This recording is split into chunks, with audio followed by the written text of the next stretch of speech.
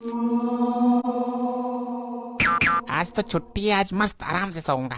चित्रगुप्त जी, जी प्रभु, जी प्रभु। ये क्या करने जा रहे हैं आप? प्रभु आज कुछ काम है ही नहीं तो हमने सोचा थोड़ा सा सो लें, थोड़ा आराम कर लें।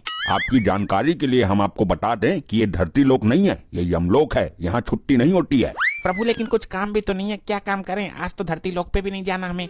पिछले हफ्ते हम लोगों ने जितने भी लोगों को यमलोक में लाया है, सब लोगों को हमारे समक्ष लाइए, हम उन्हें दंड देंगे। जी प्रभु, जैसी आपकी आज्ञा। चलिए चित्रगुप्त जी, अपना लैपटॉप चालू कीजिए और बताइए हमें सबके बारे में। प्रभु सबसे आगे जो लाइन में खड़ा है उसका नाम है राजू रंगीला। ये कर देता था लोगों के आगे गीला पीछे पीला। अच्छा, तो बदमाशी करते थे ये? जी प्रभु। इनकी लंबाई देख के तो लग रहा है कि छोटे मोटे बदमाश होंगे। क्यों, क्या करते थे? छोटे बच्चों का खिलौना लेके भाग जाते थे? नहीं प्रभु, इसकी लंबाई भले ही हो छोटी लेकिन बुद्धि है इसकी पूरी खोटी। अच्छा, ऐसा क्या करता था ये? यमराज जी हम खुद ही बता दें अपना। जब हम आपसे पूछेंगे तब बताइएगा, बीच में बड़बड़ करने की जरूरत नहीं है। प्रभु ये अपने गांव के लोगों को लोन दिया करता था, गाड़ी खरीदने के लिए और घर खरीदने के लिए। और जब वो लोग इसका लोन नहीं चुका पाते थे तो ये उनकी गाड़ी और उनका घर जब्त कर लिया करता था। अब आप ही बताइए यमराज जी, कोई मेरा पैसा नहीं लौटा रहा तो हम उसकी घर और गाड़ी ही हड़पेंगे ना, उसकी पूजा थोड़ी करेंगे।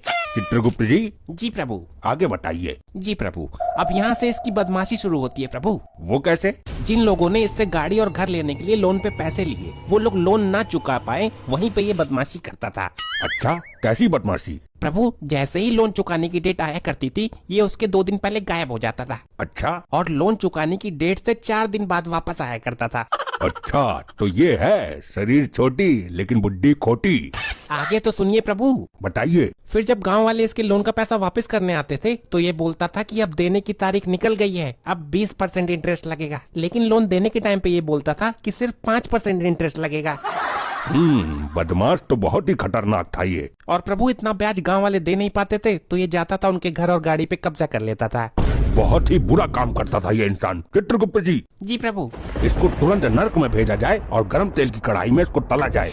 और एक बात याद रहे। जी प्रभु। कढ़ाई का तेल 20% अधिक गर्म होना चाहिए ताकि इसका ब्याज का पूरा प्याज निकल जाए। जी प्रभु, जैसी आपकी आज्ञा। प्रभु हमको भी कुछ बोल लेने दीजिए। हमें फालतू बातें सुनने की आदत नहीं है, ले जाइए इसे हमारे सामने से। अगला कौन है चित्रगुप्त जी, उसके बारे में हमें बताइए। प्रभु ये जो दूसरे नंबर पे व्यक्ति खड़ा है, वैसे तो इसका नाम प्रियांशु है, लेकिन रात में ये प्रिया बन जाता है। मतलब हम समझे नहीं, क्या ये इच्छाधारी इंसान था? नहीं प्रभु, ऐसा कुछ नहीं है। ये लोगों को कंफ्यूज करता था, दिन भर अपना काम करता था और रात में लड़की की आवाज निकालकर लोगों से पैसा लूटता था। अच्छा, तो ऐसी बात है। जी प्रभु। चलिए तो प्रिया जी, हमें भी बेवकूफ बना के दिखाइए। अयो यमराज जी, आपको कोई कैसे बेवकूफ बना सकता है जी? नहीं नहीं नहीं नहीं। लेकिन हमें जानना है कि आप किस आवाज में लोगों को बेवकूफ बनाते थे। उसके लिए कोई एक मेरे से बात करने के लिए लगेगा जी। वो जो आपके पीछे व्यक्ति खड़ा है ना, उससे बात कीजिए। अयो ये तो बुजुर्ग होता जी। कोई भी होने दीजिए, आप अपनी आवाज सुनाइए बस। ठीक है, मैं कोशिश करता। यमराज जी मान लीजिए मैंने फोन किया इसको, अभी घंटी जा रही है, ट्र ट्र। अभी ये उठाते हैं, फिर मैं बोलता हूँ कि हेलो क्या कर रहे हो? ये कौन बोल रहा है? मेरे को नहीं पहचाना तुमने? मैं तुम्हारी बाबू, मैं तुमसे बहुत प्यार करती हूँ। बताओ, मेरी किस्मत भी ऐसी है कि जवानी से बुढ़ापे में किसी का प्यार नहीं मिला। अब यमलोक में आ रहा हूँ तो प्यार करने वाली मिल रही है। अच्छा सुनो ना। हाँ हाँ, बोलो बोलो। मैं तुमसे शादी करना चाहती हूँ। अरे यार, तुम्हारी आवाज तो बहुत अच्छी है। मेरे से शादी करोगे ना तुम? अरे बिल्कुल करेंगे, यमलोक में करेंगे। तो मेरा एक छोटा सा काम कर सकते हो क्या? अरे एक नहीं, तुम 100 बताओ, 100 काम करवा देंगे तुम्हारे। मेरे को बस 1000 रुपए भेज दो ना, मेरे को बहुत जरूरत है। अरे एक नहीं, तुम 4000 लो। लो पकड़ो, नंबर बताओ अपना। ओ दादाजी, थोड़ा कंट्रोल में, ये धरती लोक नहीं है, यमलोक है। प्रभु लेकिन मेरा इस पर दिल आ गया है, मेरी इससे शादी करवाइए अब। अरे मैं लड़का हूँ भाई, ये कैसी बातें कर रहा है तू? और हमने सिर्फ इसकी आवाज सुनने के लिए ऐसा करने को बोला था। प्रभु प्लीज मेरी भावनाओं को समझिए, मेरी एक बार भी शादी नहीं हुई प्रभु। अरे ऐसे कैसे हो सकता जी, मैं लड़का होता जी। कोई बात नहीं। अरे क्या कोई बात नहीं, यमराज जी जल्दी से मेरा बताइए किधर जाने का है मेरे को। चित्रगुप्त जी, जी प्रभु। इसके कुछ अच्छे कार्य भी हैं या नहीं? जी प्रभु, ये 30% बुरा आदमी था लेकिन 70% अच्छा आदमी भी था। मतलब कैसे? प्रभु जैसे कि ये किसी से 1000 रुपए लूटता था तो 500 रुपए का गरीबों को खाना खिला देता था और जरूरतमंद की हमेशा मदद किया करता था ये। अच्छा, ये तो बड़ी अच्छी चीज करता था ये, लेकिन लोगों के पैसे भी लूटता था ये।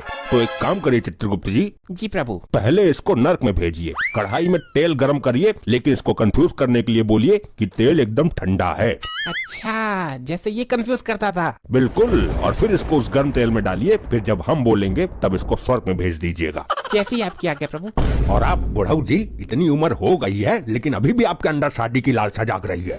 प्रभु अब क्या करें, 90 साल के हो गए थे, हमारी बारात तो कभी उठी नहीं, आपने उठा लिया हमें। हाँ, तो इस उम्र में शादी नहीं की जाती है। नहीं प्रभु, होने वाली थी हमारी शादी। क्या? हाँ प्रभु, होने वाली थी इनकी शादी। इस उम्र में इनसे कौन शादी करना चाहेगा? वो भी बस आती ही होंगी। आती ही होंगी नहीं प्रभु, आ चुकी हैं, इनके पीछे ही खड़ी हैं। अरे तुम पीछे ही खड़ी हो, बताया नहीं हमें। अच्छा हुआ हम लोगों की शादी नहीं हुई। अरे ऐसा क्यों बोल रही हो? अभी मैंने देखा तुम्हें उस लड़के के अंदर ज्यादा इंटरेस्ट था, तो हमको कुछ समझ नहीं आ रहा है। अरे नहीं नहीं, ऐसी कोई बात नहीं है, वो तो बस हम मजाक कर रहे थे। मजाक कर रहे थे, चुपचाप यहाँ खड़े रहिए। और चित्रगुप्त जी, जी प्रभु। इनके बारे में हमें विस्तार से बताइए। प्रभु जब ये जवान थे तब इनका नाम था चुल यंग। चुल यंग? चाइना में पैदा हुए थे क्या? जी प्रभु। अच्छा ठीक है। और जब ये धीरे धीरे बुढ़े हुए तब इनका नाम पड़ गया बबलू बुढ़न। हाँ, तो इन बबलू बुढ़न जी के कारनामे बताइए हमें। प्रभु जब ये बबलू बुढ़न जवान था तब इसने बहुत सारी शादियाँ की थी। क्या इसने बहुत सारी शादियाँ की थी? अरे ये ऐसे ही बोल रहा है, तुम इसकी बातों पर ध्यान मत दो। प्रभु करीब इसने 45 शादियाँ की और सारी औरतों के पैसे लेके ये भाग जाता था। हाँ, मैं तो मर ही जाऊंगी। अरे पहले ही मर चुकी हैं आप, अब ज्यादा टेंशन मत लीजिए। अच्छा, तो ये भी लूटपाट का मामला है? जी प्रभु। अरे नहीं प्रभु, मैंने इतनी शादियाँ नहीं की, वो लोग तो मुझे खुद ही छोड़ के चली जाती थी। अच्छा, खुद ही छोड़ के चली जाती थी? जी प्रभु। और पैसे भी खुद ही दे के चली जाती होंगी कि ये लीजिए हमारे पैसे ले लीजिए आप। प्रभु अब मैं उनका पति था तो इतना फर्ज तो बनता ही था उन लोगों का, तो दे के चली जाती थी। अच्छा हुआ मेरी इससे शादी नहीं हुई, नहीं तो मैं तो मर ही जाती। हाँ सही कह रही हो दादी। चित्रगुप्त जी, इस मनुष्य को तुरंत नरक में भेजिए और 45 सरिये गर्म करके इसकी पूरे शरीर में घुसा दीजिए। नहीं प्रभु, थोड़ी सी तो रहम करिए, मैं बुढ़ा आदमी हूँ। तुमने तो उन औरतों पर रहम नहीं की, सारे पैसे खा गए। प्रभु पैसे नहीं, खाना खाया था। चुप रहो तुम। चित्रगुप्त जी, लेकर जाइए इसको। और अभी कितने लोग बचे हैं चित्रगुप्त जी? प्रभु ये बूढ़ी अम्मा है और इनके पीछे 2 लोग और हैं। ठीक है, इन तीनों को आज के लिए आराम दीजिए, इनको हम अगले एपिसोड में सजा सुनाएंगे। जैसी आपकी आज्ञा प्रभु, चलिए आप लोग आराम कीजिए, जाइए।